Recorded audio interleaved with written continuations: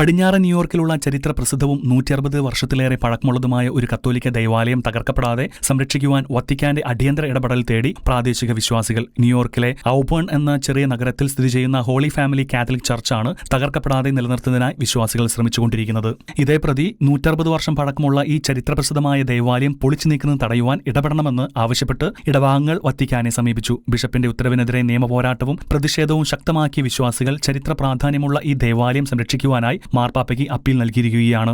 അറ്റകുറ്റപ്പണികളുടെ അമിത ചെലവും ഘടനാപരമായ ബലക്ഷയവും ചൂണ്ടിക്കാട്ടിയാണ് രൂപത ഈ കത്തോലിക്ക ദേവാലയം അടച്ചുപൂട്ടുവാനും പൊളിച്ചു നീക്കുവാനും ഉത്തരവിട്ടത്. എന്നാൽ തലമുറകളുടെ ഓർമ്മകൾ ഉറങ്ങുന്ന ഈ ദേവാലയം സ്വന്തം ചിലവിൽ നവീകരിക്കുവാൻ തയ്യാറാണെന്ന് കാട്ടി പ്രദേശവാസികൾ മുന്നോട്ട് വരികയായിരുന്നു. വത്തിക്കാന്റെ ഡിപ്പാർട്ട്മെന്റ് ഫോർ ദി ക്ലർജി വിഷയത്തിൽ അന്തിമ തീരുമാനമെടുക്കുന്നതുവരെ ദേവാലയം പൊളിക്കുന്നത് തടയണമെന്നാണ് ഇടവാംഗങ്ങളുടെ പ്രധാന ആവശ്യം.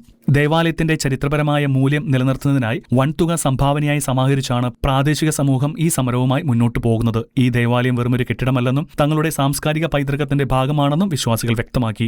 വത്തിക്കാനിൽ നിന്നുള്ള അനുകൂല തീരുമാനത്തിനായി ആഗോളതലത്തിലുള്ള സഭാസ്നേഹികളും കാത്തിരിക്കുകയാണ്. International desk Shekinah news.